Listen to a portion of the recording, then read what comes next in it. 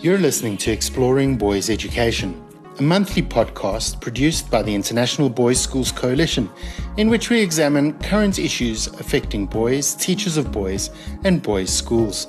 I am Bruce Collins. As the end of 2022 draws near, it strikes me that there is so much for which we can be grateful as a coalition. After more than 2 years without meeting in person, our regional conferences and the IBSC annual conference welcome members back face to face. That in itself is reason to celebrate. But moreover, the connectedness we were able to sustain despite lockdowns, travel restrictions, and physical distancing is really laudable. In addition, boys' schools, their leaders, staff, and educators remain dedicated to the education and development of boys worldwide. And as we know, never before has it been more important for boys' schools to prepare their students for the future. Tom Batty, IBSC's new Executive Director, reflected on the importance of boys' schools in his welcome address to the Coalition. The heart of all we do are the wonderful young men of our schools, whose zest for life, hunger to learn, and desire to bring the best of their generation to serve their communities defines our purpose. By igniting their passions, honing their mastery, and ensuring they feel part of something bigger than themselves, we establish habits that serve them to live interesting, purposeful lives in the service of a greater good. We know our schools have such expertise for boys. We know boys' schools provide choice for families. And we know young people develop at different rates. And the boys' schools are blessed with the freedom to act, always intentionally, for the best development for each boy and the open, equitable communities he will enrich and serve. It is important such message is heard and the benefits of boys' schools are clear and accessible to all our schools. We are only as strong as our connections with each other, and our diversity is our strength. This is your coalition, and your voice and that of the boys of your schools are crucial to our mission. To support your work with boys, IBSC released the Boys Schools Understand and Celebrate Boys brochure early in 2022. In a follow-up conversation with IBSC board trustee Byron Halsey, headmaster of Woodbury Forest School in the United States, he reflects on his experience of the power of boys' schools. One of the reasons why I love the all-boys world is because boys in our schools do everything. They have to. And it has enriched the experiences of those who've participated in an activity that some might associate more with girls than with boys. And I think unfairly so and inappropriately so. It's really important to us to be a school that serves the whole boy, not just the sports boy or the arts boy or the academic boy, but the whole boy. And one of the things that I've really enjoyed about Woodbury, which is a 9-12 school, by the way, grades 9 through 12, is that boys come to Woodbury often after their first 8 years of school, ready for a new chance and a new start. And what I love about Woodbury is that I see boys engage in a full range of activities. And so as an example, and I know all boys schools have these kinds of examples, we will see stellar athletes who are also really impressive musicians and artists. We have a school choir that is over 10% of our student body, and they process into chapel every Monday night. And there's an a cappella group at Woodbury that's really impressive, and it's comprised of boys who are not only strong students, but also really, really strong athletes. And so what I have found is that in the all-boys world, boys often feel liberated to set down some of the masculine stereotypes that society places on us as men and adopt instead a fuller range of what it means to be fully themselves, more completely themselves. And I feel like that's a great freedom and a real opportunity in a boys' school that might not exist in the co-ed world. Certainly, masculinity and our understanding thereof has become and remains an area of focus for IBSC schools. In 2022, Andrew Reiner, author of Better Boys, Better Men and friend of the IBSC, hosted 2 online events to highlight solutions to boys' perceived lack of emotional resiliency, something Reiner calls a silent epidemic. He also suggested a new toolkit with which boys can be equipped to live successful lives of impact.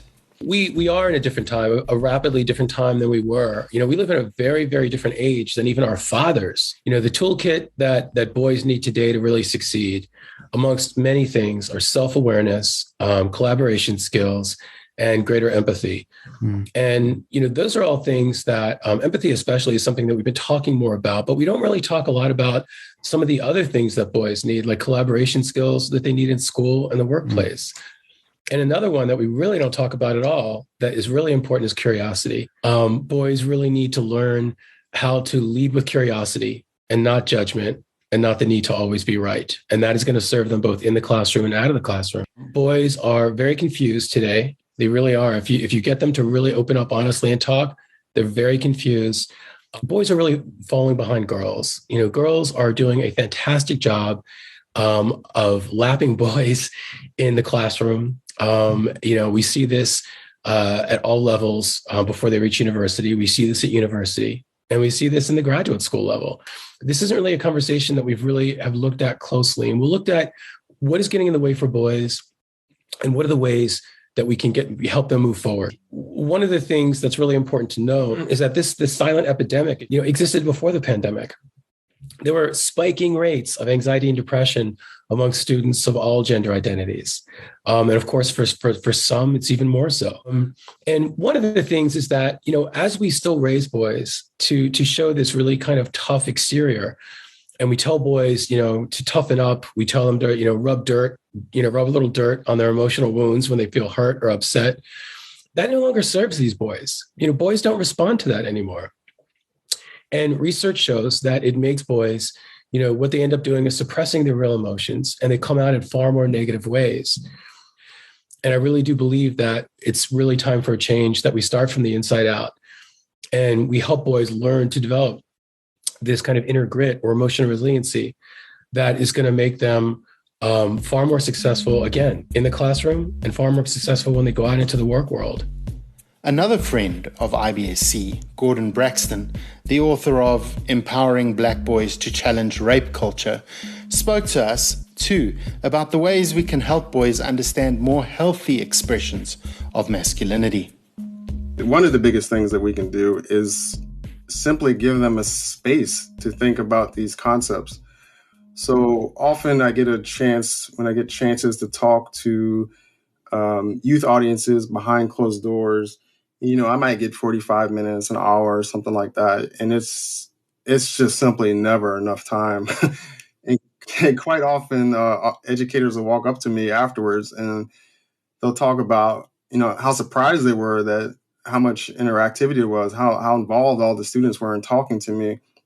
Sometimes they even talk about how a particular student that they never hear from had a lot to say, who never raises his voice.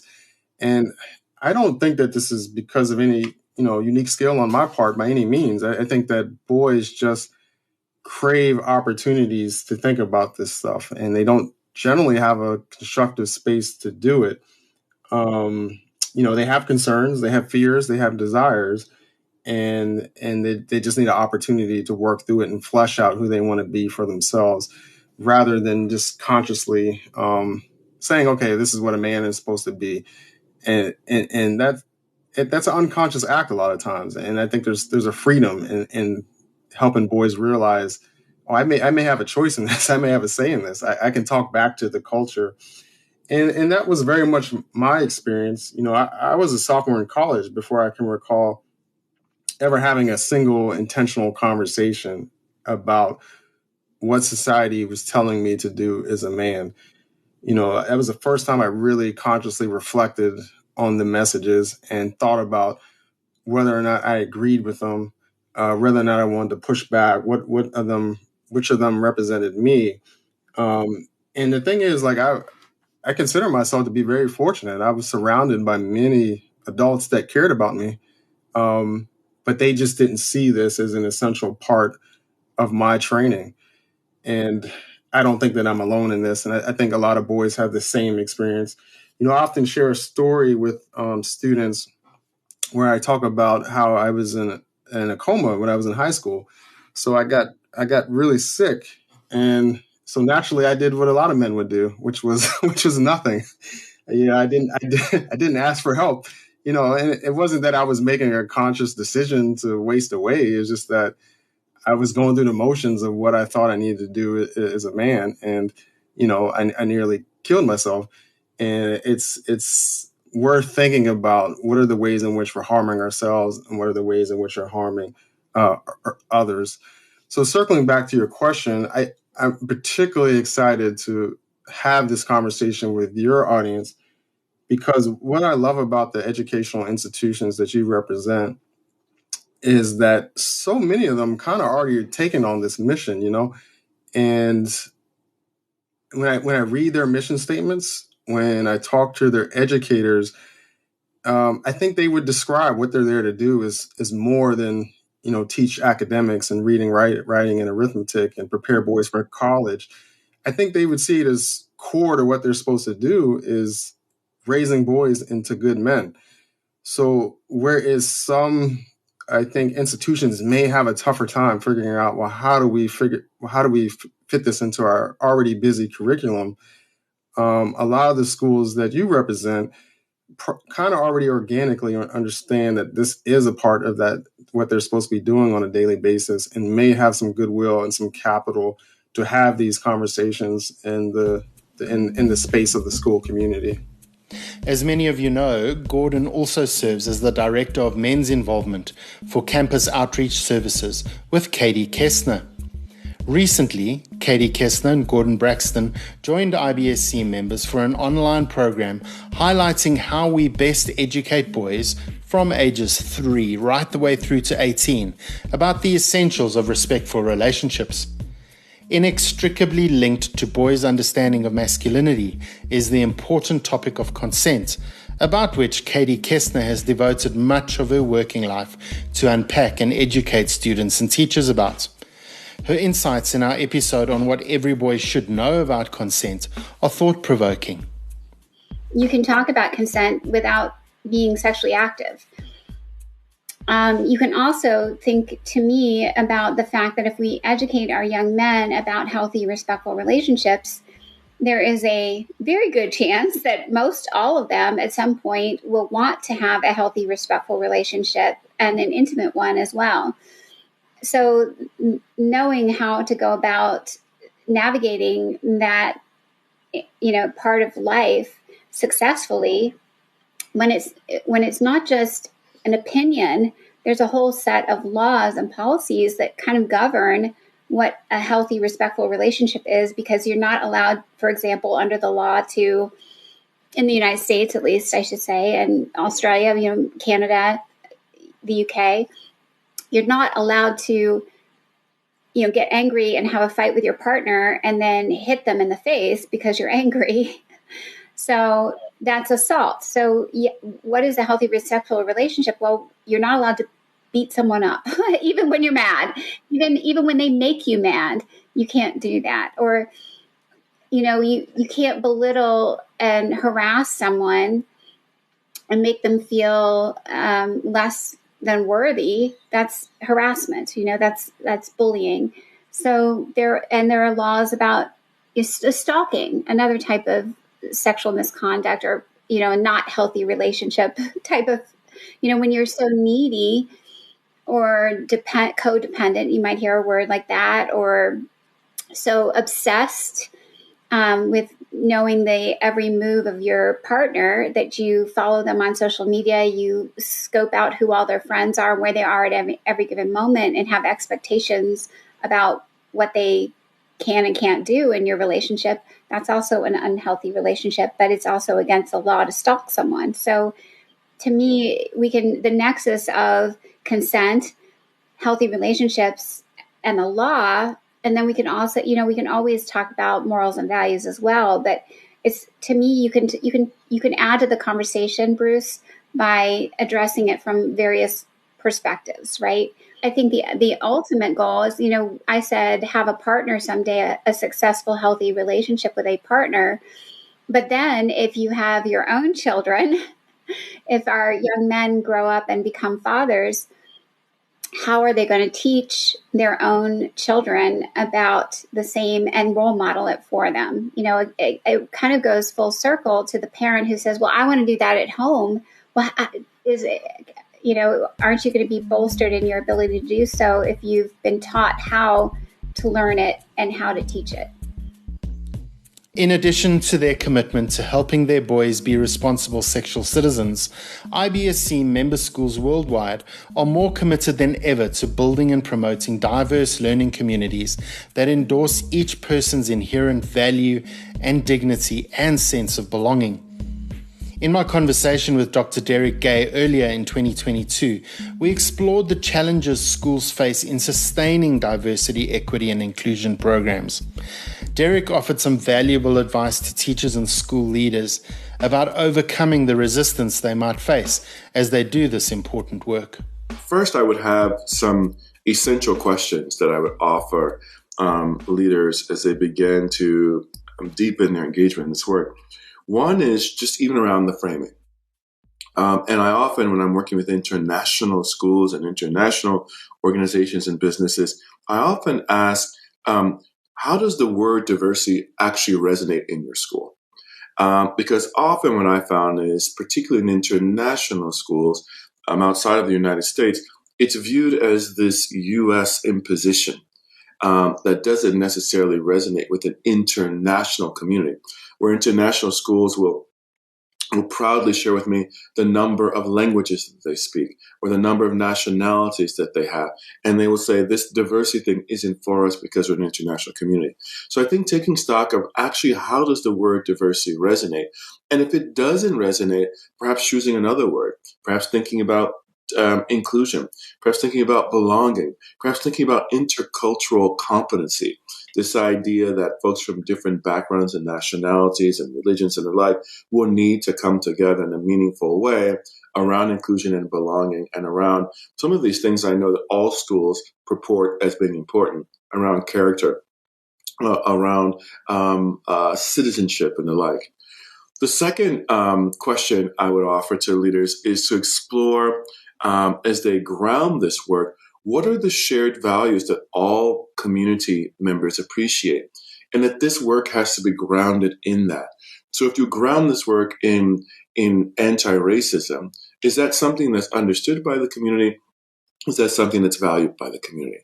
Another question would be, is belonging valued in your school? Most people will say yes. So if I frame this around belonging, and I frame this around our community, and I frame this around our interconnectedness, and we realize that certain members of our community are not feeling included, that provides a different entry point for this conversation. I think also it's important for schools to articulate the why. And often I find that leaders move forward with this with an assumption that everyone is on board, everyone understands how they benefit personally. So with your community, to articulate the why you're engaging in this work and how specifically this aligns with your mission would be important. And then I think the other piece is, as we think about change management, is that we need to expect that there's going to be resistance. There's always some form of resistance. And there's resistance because people care. So then how do you address the resistance in a way that acknowledges and affirms people's right to question and right to disagree, but ultimately whether they are agree with the final direction of the school, that they have felt that they've had voice in the process, and that the school also has created an argument where this aligns explicitly with the mission of the school, I think would be super important. As we continue to consider the important role boys' schools play in the prospects of our students beyond school, we must be mindful of boys' well-being. I know this is front of mind for many of our schools, but a member school from Canada, Upper Canada College, has a set of intentional programs to enhance boys' well-being. Scott Cowie and Laurie Fraser shared their advice with us from their experience. Our approach is one approach, and our approach, we've tried to be very intentional about aligning it, as I identified earlier, with our strategy, with our mission statement. So, as far as perhaps some insights, I would say that would be one of them. Just that, as a school, when you are considering how you might approach well-being, and we use that term approach very intentionally, because we didn't want to, sort of buy a program off the shelf and then try to fit it within our school culture.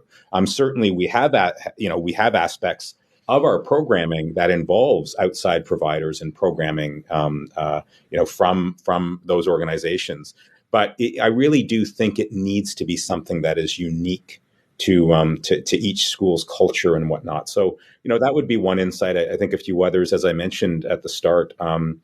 It really needs to be fully incorporated into strategic directions of the school. I mean, I think, and resourced accordingly, as I mentioned. So, we were very fortunate, to have a leader and our principal fully committed to the value of well-being in our lives. And as such, you see it sit prominently, and I think it has to be that deeply rooted as part of your school's strategy. Just other pieces, PD for employees we've done. I mentioned the mental health first aid for all of our employees. When we first launched, I guess about 3-4 years ago now, we also provided a full day of PD for all of our employees. We had Dr. Matthew White from the University of Adelaide come in and lead our employees in a full day session on well-being, which was invaluable. Measurement is key. We have surveyed our students year 6 through year 12 every year since we've started. Different surveys, and we're now landing on one that we hope to use for sort of a longitudinal study with students. But these are all pieces. I'd say as you're mapping it out, really try to stick to evidence-based and well-researched findings as well. I mean, we look to experts in the field like Martin Seligman and his theory of positive psychology, and Carol Dweck and growth mindset. So look to those experts. Develop great teams, work with other schools, and as Laurie said earlier, stick with it, because there are a lot of competing priorities, but we know how critical this one is, and how fundamental it really needs to be to the student experience at any school. Well, I just wanted to add to the great points that Scott was making, that the school has done that is intentional, is timetable it.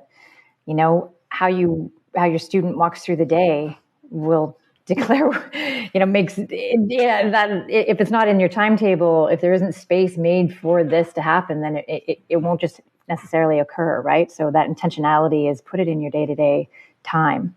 And the other thing that the school did really well, I think, is along the PD line, is take care of the employee well-being. And, just an interesting thing we did at the end of last year, coming off a really tough year. Toronto was in lockdown, and the kids were remote virtual learning for almost the entire year last year.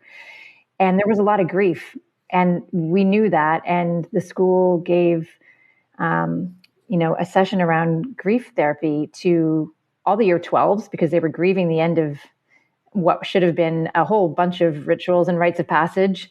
And then to our grade 7s, because that's an end of time for them before they come to the upper school. And then they extended that same space, and it wasn't really professional development, but it was professional gift of shared grief. What has this year been for teachers, for people working in education in any capacity? And those kinds of experiences and offerings from the school just, then resonate into a healthier community and culture. So those are really important too. IBSC members from Harrow School in the UK, Charles Bailey and Hannah Fox, also highlighted the importance of preparing boys for the future as they spoke with us about their redesigned curriculum that prepares boys for a life of service, learning, leadership and fulfillment. Here Charles shares the foundational philosophies of this new curriculum at Harrow School. I think one of our foundational philosophies on the academic side of school life at Harrow has always been academic breadth. We think it's important that the boys have complete academic choice. And to that extent, the program we offer is quite liberal. We have boys that might do 2 STEM subjects and a humanities subject and art or music, for example. So we really wanted to keep that. But we did appreciate that we probably needed to ensure that the younger boys in the school needed more interdisciplinary opportunities, opportunities to move away from just focusing on different academic disciplines in silos. They're not just studying their history, their chemistry, their geography. They can see how these different subjects are linked. And to a certain extent, we are limited by what the expectations are for education in this country at the moment, where subjects are taught separately. So that became a foundational philosophy, interdisciplinarity, along with this liberal education. And then we were keen to also ensure that boys, irrespective of the path that they chose through the school, the academic path, would leave the school with 3 key literacies, so social, cognitive, and digital literacies. And these were 3 literacies that were distilled from the curriculum review, from our findings from that exercise we performed in the previous year. So that those are the key foundational philosophies, I think. Also focusing on future-proofing boys and empowering them to be good digital citizens, our 2022 Action Research Award winner, Corey Brown, from the Haverford School in the United States, shared her pedagogy-defining takeaways from her Action Research project. Corey's project explored using digital selfless portraits to foster cognitive empathy in 8th grade boys. What my students created, first of all, was really... It shouldn't have been surprising, but I found it amazing. Every single one of my boys created a portrait that told a unique and personal story.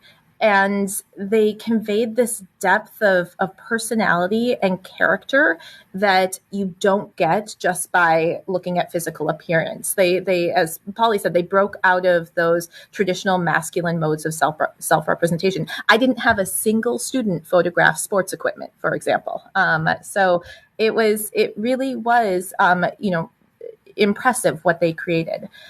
Then when the boys were reflecting on what they had created, the vast majority of the boys reported that those selfless portraits better captured their background and culture as compared to a traditional selfie. But even more interestingly, and this is, I think, in my opinion, the most interesting finding, the boys spoke about how their selfless portraits connected to other people, to other cultural groups, and to other moments in time, both the past and the future. So the boys, not me, the boys found that the selfless portraits could do something that a selfie couldn't do. So basically what they were saying is that in a selfie, your identity, who you are, is just you as an individual. While in a selfless portrait, the way they were defining their identity was relational. It connected them to other people and other times and other places and other communities. So when we used these selfless portraits instead of selfies to do these online exchanges, the boys were already thinking relationally, not individually. They were already thinking about connections. And then what happened was also very interesting. They the conversations that ensued when they were having these discussions with their pen pals included a lot more questions. They included discussions of emotional experiences. The boys shared methods of self-expression. They revealed hopes and fears about the future. A couple of them even addressed issues of equity with their pen pals. And I hadn't seen any of this before. So the boys were really engaging in more meaningful dialogue and discovering deeper connections. So basically, when the boys were using these selfless portraits, the portraits without a self, they became selfless portraits where they were able to allow them to practice selflessness and empathy. If you want more insights into what exactly a selfless selfie is, or you'd like more details of Corey's research project, access and read her superb reports and other action research reports in IBSC Member Centre. Before we wrap up this Best of the Year, our Exploring Boys Education Best of Moments of 2022, I'd like to end with two of the most exciting happenings, in my opinion, of the year. Firstly, in November 2022, we launched a standalone podcast called the IBSC Living History Podcast. If you haven't yet listened, head to our website and do so. In this new podcast, we have conversations with past IBSC board chairs and executive directors. We focus on how the coalition emerged, and we highlight the struggles and successes of growing our association into the platform for learning and connection we enjoy today. More than a slice of history, the IBSC Living History Podcast also shows that while so much has changed in boys' education, much remains the same. Our reflections illustrate the strength of our community and creates an interesting story for boys' schools to use in their communities. In our first episode, Rick Melvoin, known to many in the IBSC, shares some sage advice for those working in IBSC member schools. All of us who have had the privilege of working in boys' schools know the joy that can come from working with boys and trying to understand them. And they are not, I don't know, I won't get into a nature versus nurture conversation here, or debate, but boys are different from girls. And when we work to understand that and embrace it and get the boys, then wonderful things happen. And I think the mission remains important and valid. And also, part of what IBSC has done for so many of us has been a place of not only learning, but of joy and joyful learning and collegial time. Some of my closest friends in this profession came because we met through IBSC and we had a shared sense of mission and purpose. And so we did good work, we did purposeful work that continues in a way that I think is really exciting. And we are not generic schools. There's something quite distinctive about a school that decides that it wants to be for boys. And when we remember that, then good things happen. And certainly having the chance to be in Dallas this past June and just seeing the warmth and energy and spirit and drive of that group of men and women together was affirming that here some 30 years into the mission, the mission lives and will continue and needs to continue. I love that Rick mentions the IBSC annual conference hosted in 2022 by St. Mark's School of Texas. It was arguably the most exciting moment of the year to be back together face to face. Those in attendance relished the opportunity to be together, as Miguel Dionis and Kerry Brennan reflect.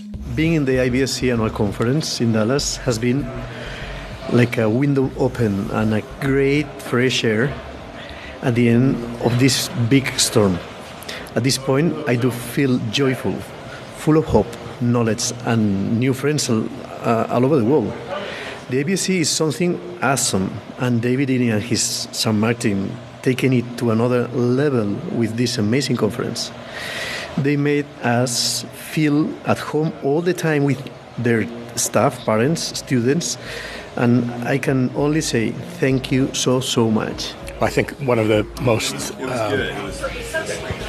distinctive features of this organization always has been the sense of camaraderie and that we're in it together, and we've never been tested by a situation in which we had to be more in it together than the last 2 years, and it just underscores, I think, the value of this organization, how happy I am to see old friends. And with that, we wrap up an amazing year of learning and growing together. Thank you for all you do for the boys in your school. We look forward to connecting more in the new year, but until then, keep on championing boys' education.